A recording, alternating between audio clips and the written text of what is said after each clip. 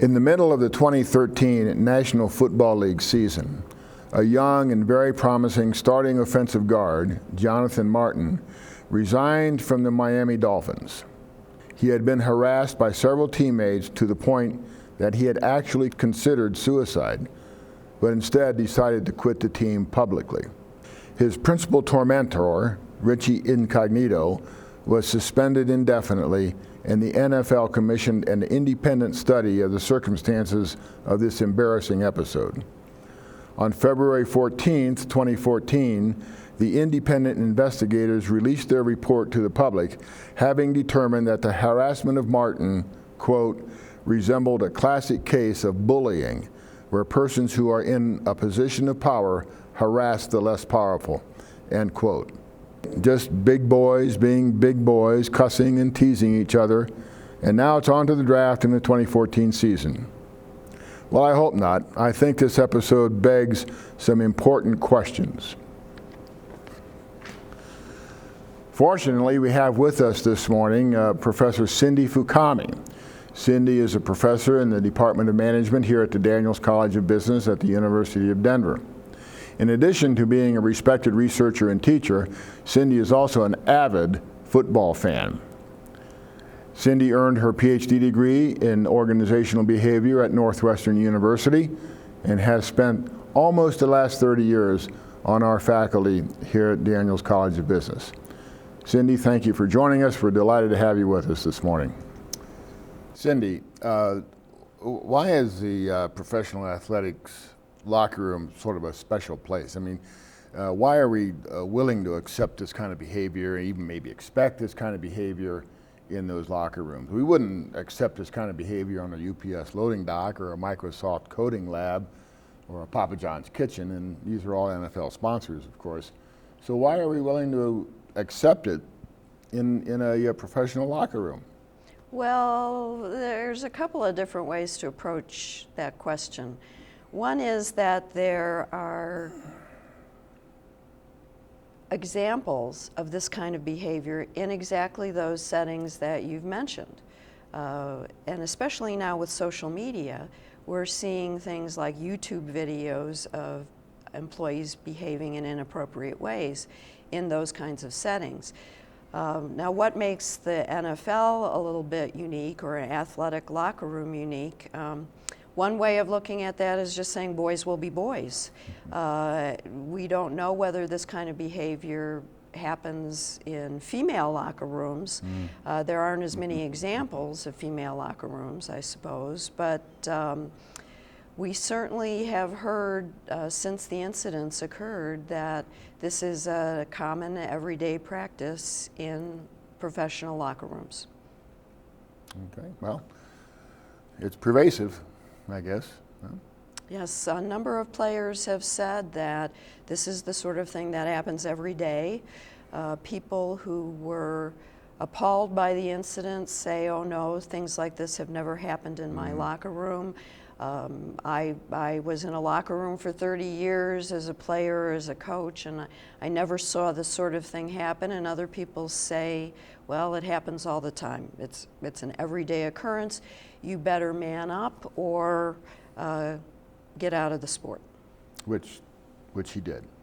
Which he did. Well, it's unclear whether he's gotten out of the sport completely, but he certainly left what appeared to be an untenable situation for him personally. So Cindy, you think this is just a case of two guys behaving badly, kind of bullying each other in the locker room, as the independent investigator seems to suggest?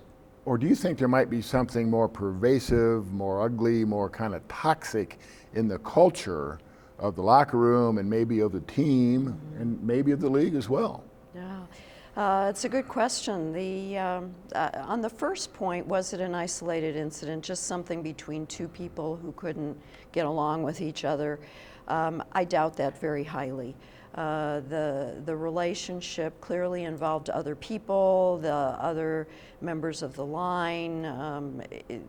Emails went back and forth, texts went back and forth from one person to another. It happens in a context. If a player is valuable enough They maybe get away with things that other people can't get away with. We know that incognito has a pattern of this kind of behavior, so he got moved from team to team to team and continued this kind of behavior. So I doubt very highly the people who signed into a contract in Miami were surprised by this behavior. The larger issue you raised, Dan, has to do with whether this was a toxic environment. And toxic environments are very interesting. There are many organizations, not just sports teams, but business organizations that have a toxic environment. And most of what we know about toxic environments suggests that they come from the top, that leaders of the organization either tolerate a toxic environment or they create a toxic environment for their own purposes. You know, one example of that might be the SAC Capital Advisors insider trading situation, where the federal prosecutor in Manhattan said that was an organization designed to encourage the insider trading, secret information. Right. And it was a magnet for market cheaters. Is that what you mean by a toxic environment? Absolutely. That's one great example of that. And of course, in those kinds of situations, all you have to do is follow the money. When an organization says one thing and does another, it's almost always because what gets done is being rewarded. So we say, wink, wink, we're not going to do insider trading, but then we reward you handsomely for doing that. So people do what's rewarded. That's certainly the case in football, isn't it? If a team is winning, we don't look under the curtain to see what's causing the winning behavior. But is it likely that the high stakes, the amount of money that's involved, helps produce this? Absolutely. But it's more than just the money and the reward system. It can be what we might call pathological use of power, that there are some individuals, some organizations that believe it appropriate to have cultures where you better keep your back against the wall if you want to survive. And maybe the Miami Dolphins was that kind of an organization? It could be. You know, it's puzzling to me. One of the things that was the most puzzling to me throughout this whole thing was the head coach's espoused behavior, that he never saw this, he never heard of it, he was taken by surprise, he knew nothing. And I find that just a remarkable statement.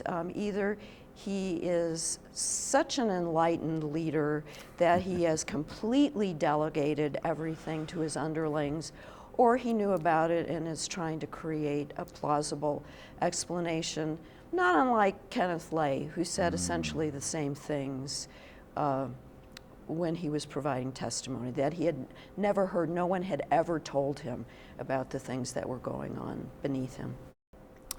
Cindy, as we look at large corporate organizations today and where there's bad behavior, our first thought is, well, the fish rots from the top, so it must be the leader's fault that this happened. That's who we're going to hold responsible. That didn't seem to be the case with the Miami Dolphins situation here. We've hardly heard anything from Stephen Ross, the owner. We have heard nothing from the other senior executives in that organization. Why aren't we holding them responsible? Where were they?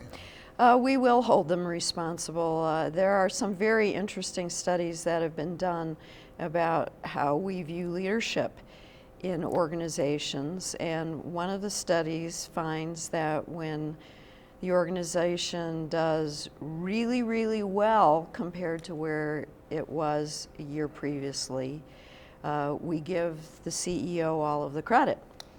And conversely, when the company has done really, really, really poorly over the last year, we hold the CEO to blame.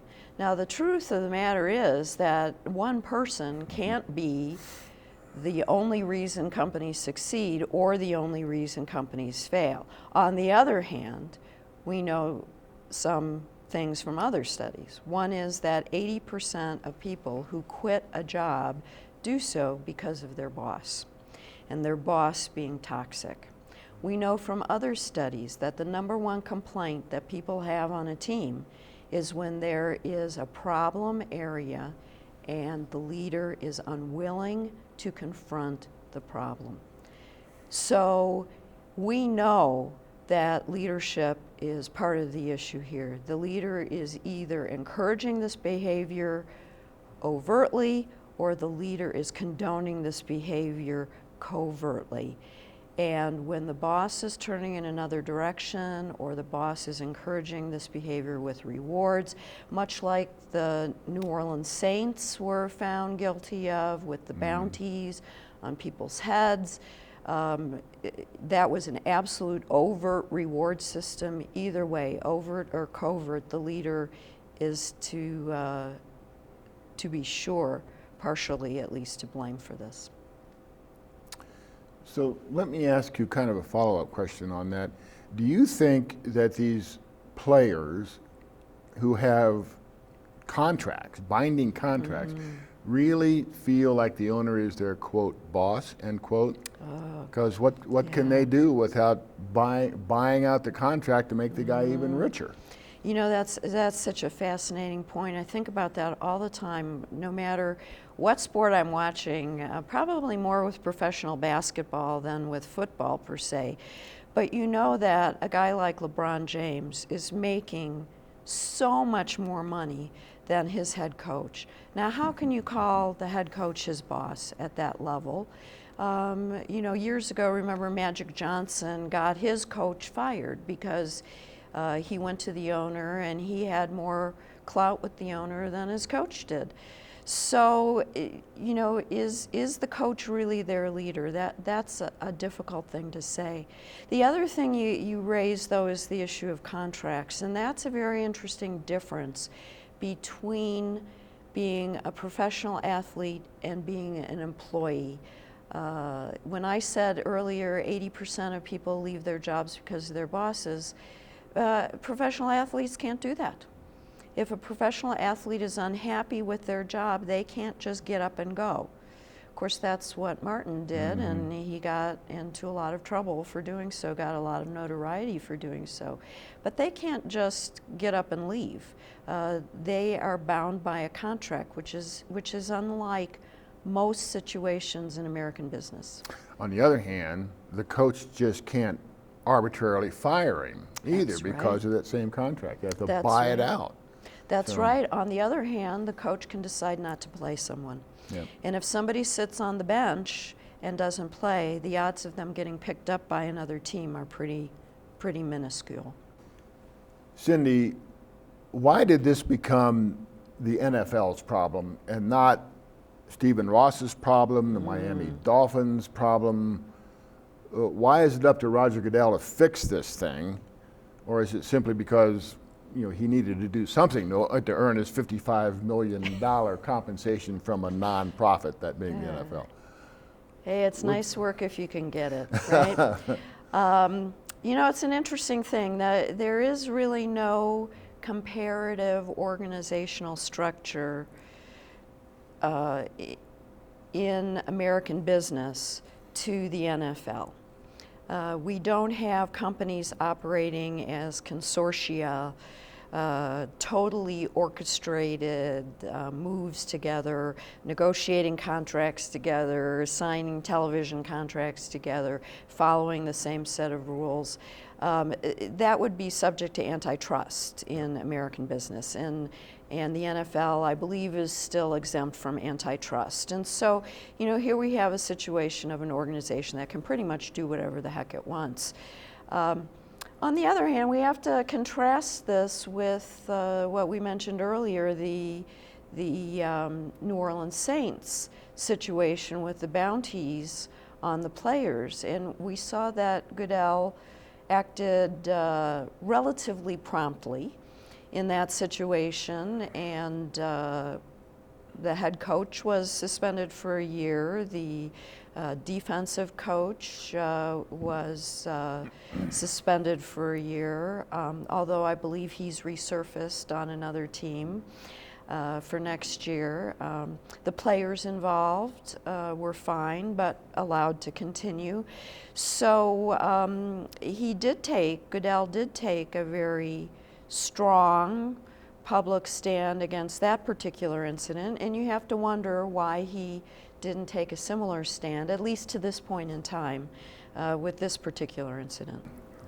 Cindy, back in November, when all this came about, a reporter for the Wall Street Journal, Kevin Clark, wrote a very descriptive article about the Miami Dolphins organization and how well it performed generally.